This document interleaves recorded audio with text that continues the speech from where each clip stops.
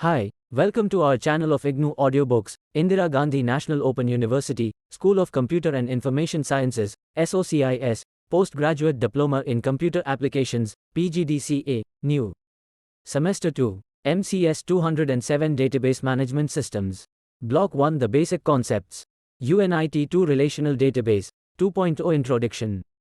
In the first unit of this block, you have been provided with the details of the database management system, its advantages, structure, etc.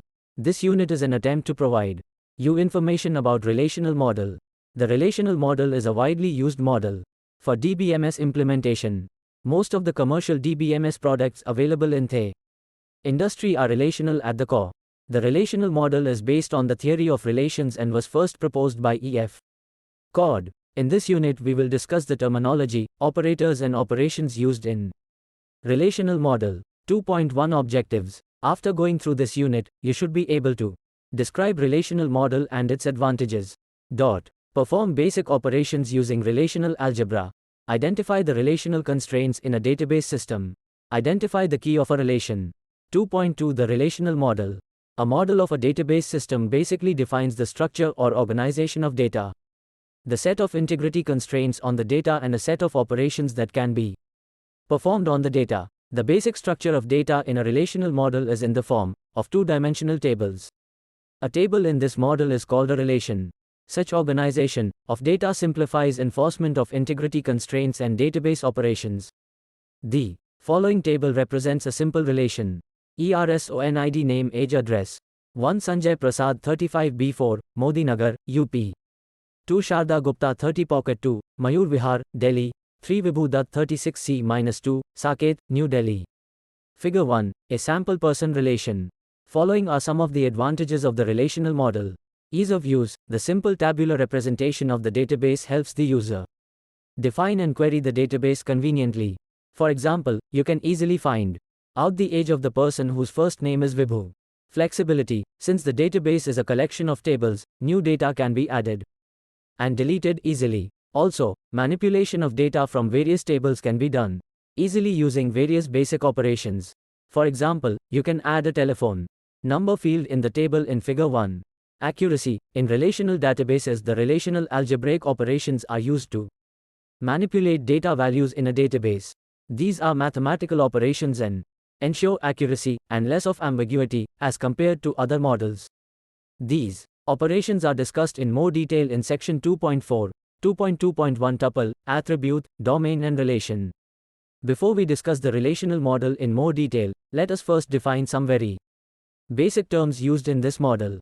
Tuple. Each row in a table represents a record or information of a single object, which is also termed as a tuple.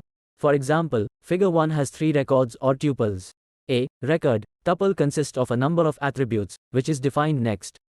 Attribute. A relation consists of a large number of columns. Each of these columns, which defines a separate data value, is termed as an attribute.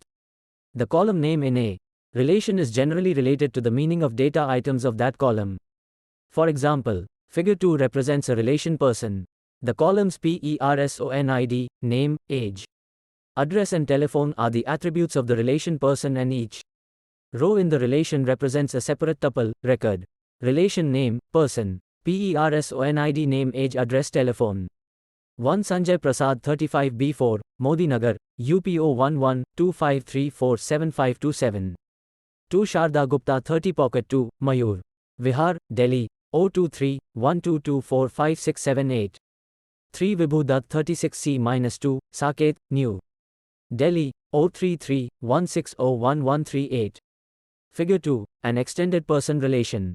The relation of Figure 2 consists of 5 attributes, therefore, each tuple in this relation is called a 5 tuple. Thus, if a relation has n attributes, then each record in that relation would be termed as n tuple.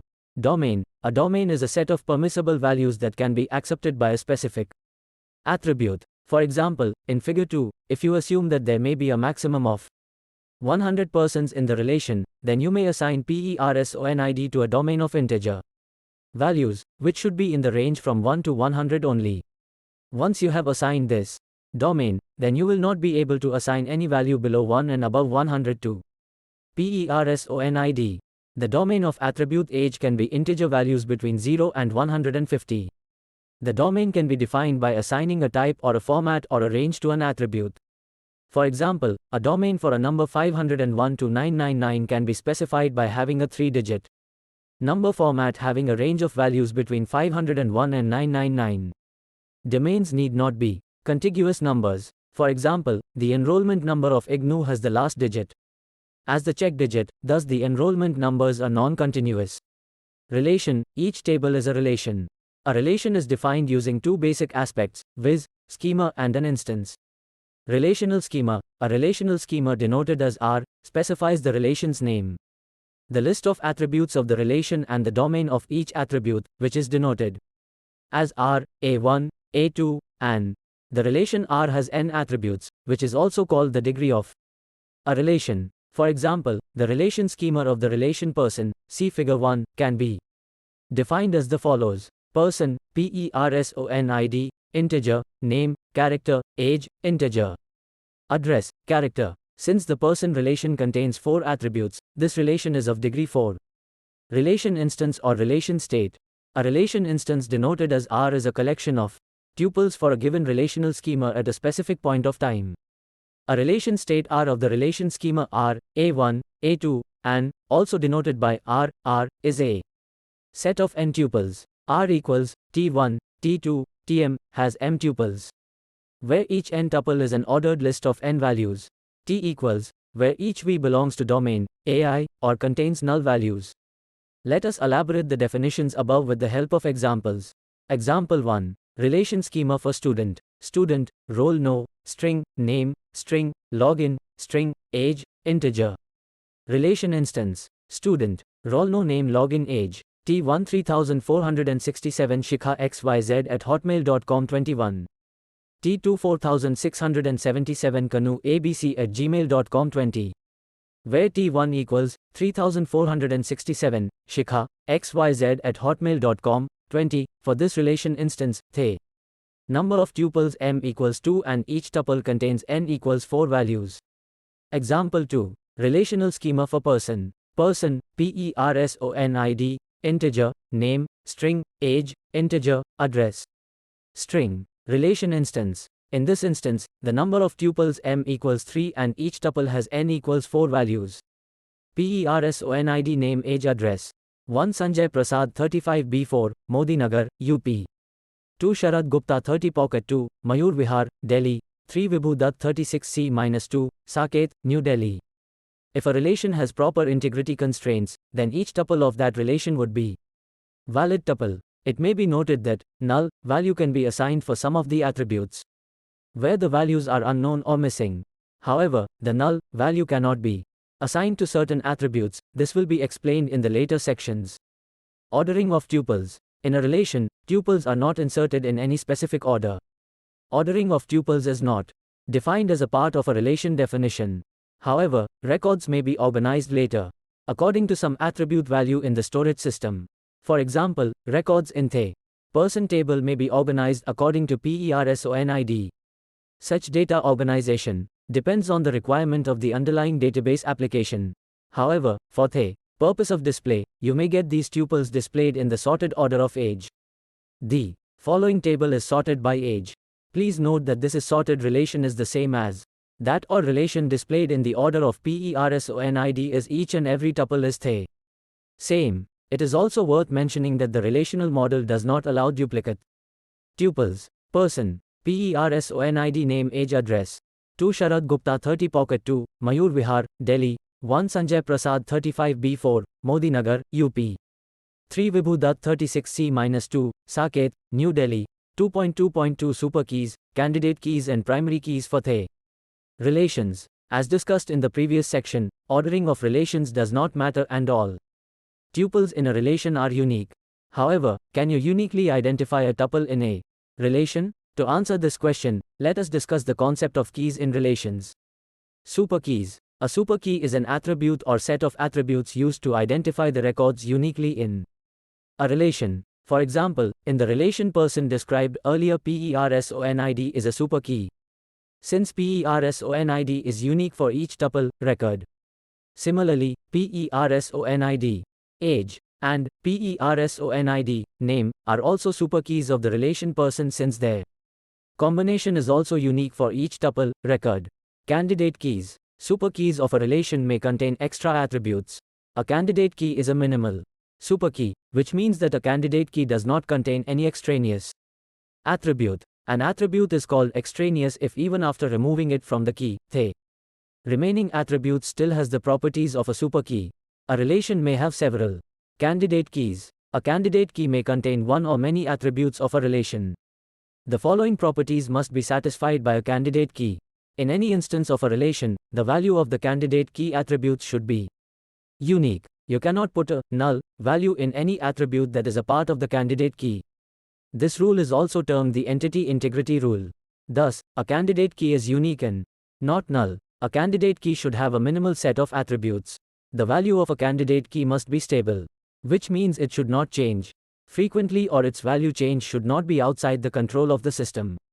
A relation can have more than one candidate key and one of them can be chosen as a primary key. For example, in the relation person, the two possible candidate keys are PERSONID and name, assuming unique names exist in the table. PERSONID may be chosen as the primary key. 2.3 Relational constraints. A relational database is a collection of relations. Each relation consists of tuples, which consist of attributes. You can associate constraints, called relational constraints, with the attributes. Such constraints can be of the following types: domain constraints, key constraint, integrity constraints. 2.3.1 Domain constraint. These constraints bind the possible values of the attribute in a relation to a specific set of values, called the domain of the attribute. For example, an attribute country may have a domain of names of all the possible names of the countries. In commercial, relational database management systems, the data type associated with an attribute defines the broad domain of an attribute. These domains include 1. Integral data type like integer, long etc. 2. Data types related to real numbers like float, double etc. 3. Data types relating to alphabets like characters, strings etc. 4. Boolean. Thus, domain constraint specifies the possible set of values that you want to put in an attribute of a relation. The values that appear in each attribute column must be drawn from the domain associated with that column. For example, consider the relation student, role no, name login age, 3467 Shikha XYZ at hotmail.com 21. 4677 Kanu ABC at gmail.com 20. In the relation above, age of the relation student always belongs to the integer domain within a specified range, say 0 representing just born to 150, and not to strings or any other domain. Within a domain, non-atomic values should be avoided. This sometimes cannot be checked by domain constraints. For example, a database which has area code and phone numbers as two different fields will take phone numbers as area_code phone 1129534466. A non-atomic value in this case for a phone can be 1129534466. However, this value can be accepted by the phone field only. 2.3.2 Key constraint. This constraint states that the key attribute value in each tuple must be unique, i.e., no two tuples can contain the same value for the key attribute. This is because the value of the primary key is used to identify a unique tuple in a relation. Example 3. If A is the key attribute in the following relation R, then A1, A2 and A3 must be unique. R, AB A1 B1 A3 B2 A2 B2. Example 4. In relation person, PERSONID is the primary key, so PERSONID cannot be assigned the same for two different persons. 2.3.3 Integrity constraint. There are two types of integrity constraints: entity integrity constraint, referential integrity constraint. Entity integrity constraint. It states that any attribute of a primary key cannot take a null value. This is because the primary key is used to identify individual tuple in the relation. You will not be able to identify the records uniquely if they contain null values for the primary key attributes. This constraint is specified for each relation of a database. Example 5. Let R be a relation. An instance R of R is given below. Is the instance R valid? A sharp BC null B1 C1. A1 B2 C2. Null B2 C3. A2 B3 C3. Null B1 C5. Note, a hash in the headings row is indicating that A is the primary key of R. In the instance R of relation R above, the primary key has null values in the tuple T1, tuple T3 and tuple T5. As per the entity integrity constraint, null value in primary key is not permitted. Thus, relation instance R is an invalid instance. Referential integrity constraint. For defining the referential integrity constraint, first we explain the concept of a foreign key and foreign key constraint. Consider an attribute set A of a relation R, which references an attribute set B in a relation S, then A will be referred to foreign key in R provided it fulfills the following conditions. 1. B is the primary key of S. 2. A and B are defined over the same domains. A is called the foreign key in relation R, which references B in relation S. 3. For every value X of attribute set A, in any instance R of R, there exists a tuple in any instance S of S, where the value of attribute set B is X. Please note that there will be only one such tuple having the value X, as B is the primary key of S. This is called foreign key constraint. 4. Please note that the relation R is a referencing relation and S is called referenced relation. A referential integrity constraint is a more generic form of foreign key constraint, which requires that the attribute of the referencing relation must be present in the attribute of referenced relation in some tuple. Thus, foreign key constraint is a specific form of referential integrity constraint. 2.3.4 Data updating operations and constraint violations. There are three basic data updating operations to be performed on relations: insertion of tuples, deletion of tuples, update the value of attributes in a relation. The insert operation. To add new records in a database system, you use insert operation. For example, in the instance R of example 6, you may like to add a new record. Addition of a new record may cause constraint violation, which are explained below. Violation of domain constraint. Such a violation occurs if the domain of a value which you are trying to insert in an attribute does not match the attribute's domain. A. Inserting a numeric value 25 into attribute B, whose domain is alphanumeric string. This will cause a domain constraint violation. Violation of key constraint. This violation occurs when you try to insert a key value, which already exists in some tuple of existing relational instance. For example, when you are trying to insert tuple in R, you are inserting a value A5 in the key attribute A. However, the value A5 already exists in attribute A of tuple T5. Therefore, it is a violation of key constraint. Violation of entity integrity constraint. This violation will occur in case you try to insert a null value into the primary key attribute. For example, if you try to insert a tuple in R, you are violating this constraint.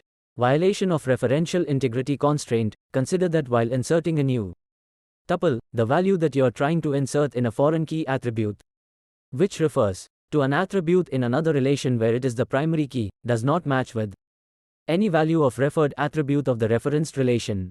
Please see example 6 par B. For example, when you are trying to insert tuple in R, you are inserting a value C6 in the foreign key attribute A of R. However, the value C6 is not a value in referred attribute C in referenced relation S. Thus, insertion of this tuple violates the referential integrity constraint. Dealing with constraints violation during insertion. If the insertion violates one or more constraints, then two options are available. Default option: insertion can be rejected and the reason for rejection can also be explained to the user by DBMS. Ask the user to correct the data, resubmit, and give the reason for rejecting the insertion. 1. Insert into person. Violated constraint, key constraint. Reason: primary key 1 already exists in person. How to resolve? DBMS could ask the user to provide valid PERSONID value and accept the insertion if valid PERSONID value is provided. 2. Insert into person. Violated constraint, entity integrity constraint. Reason: primary key is null. How to resolve? DBMS could ask the user to provide valid PERSONID value and accept the insertion if valid PERSONID value is provided. 3. Insert into person. Violated constraint, domain constraint. Reason: value of PERSONID is given a string which is not valid. How to resolve? DBMS could ask the user to provide valid PERSONID value and accept the insertion if valid PERSONID value is provided. 4. Insert into person. Violated constraint, none. Note, in the first three cases of constraint violations above, DBMS will reject the insertion. The deletion operation. The delete operation is used to delete some existing records from a relation. To delete some specific records from the database, a condition is specified based on which records are selected for deletion. Constraints that can be violated during deletion. Only one type of constraints can be violated during deletion. It is referential integrity constraint. When you want to delete a record in a referenced relation, there is a possibility that you may delete a tuple whose attribute is being referenced by the referencing relation, where the attribute is the foreign key. Please go through example 8 very carefully. Dealing with constraints violation. If the deletion violates the referential integrity constraint, then three options are available. Default option, reject the deletion. It is the job of the DBMS to explain to the user why the deletion was rejected. Attempt to cascade, or propagate, the deletion by deleting tuples whose foreign key references the tuple that is being deleted. Change the value of the referencing attribute that causes the violation. The update operations. Update operations are used for modifying the values of attributes in a database. The constraint violations faced by this operation are logically the same as the problem faced by insertion-deletion operation. You may define these actions yourself. 2.4 Relational algebra. Relational algebra is a set of basic operations used to manipulate the data in relational model. These operations enable the user to specify basic retrieval requests. The result of retrieval is a new temporary relation, which is computed after performing these operations on one or two relations. Some of these operations can be classified in three categories. Relational operations. These can be unary operations. 1. Selection. 2. Projection, or binary operations. 1. Cartesian product. 2. Join. Basic set operations. 1. Union. 2. Intersection. 3. Set difference. Assignment operation, rename and other operations. In this section, we will discuss relational operations and basic set operations. You may refer to the other operations from the further readings. 2.4.1 Relational operations. Relational algebra forms the basis of the query languages on a database system. Thus, by studying relational algebra, you may be able to write better queries for a database system. Let us discuss these operations in detail. Selection operation. Selection is a unary operator that is used to choose only those tuples from a relation that fulfill a given criteria. It is represented using the mathematical symbol omega. 2.4.2 Cartesian product. Given two relations R and S, the Cartesian product of these two relations can be represented as T equals R, S. The Cartesian product operation produces all possible combinations of the tuples of relations R and S. The Cartesian product operation is commutative as well as associative. In addition, the degree of the resultant relation, T, is the sum of the degrees of relation R and relation S. The Cartesian product can be expressed using the following mathematical expression. T equals T1, T2, T1 IR1 T2 IR2. Here is a concatenation operator. The join operation. Join is a binary operator. It combines two relations based on a given join condition. A join operation is represented by mathematical symbol natural join. But how does join operation combine two relations? It would require that there should be at least one attribute in each of the relations, which have the same domain. Such attributes are called domain-compatible attributes. Syntax. R1 natural join R2 is used to combine related tuples from two relations R1 and R2 into a single tuple, is of the form and degree of relation. Degree, R1 natural join R2,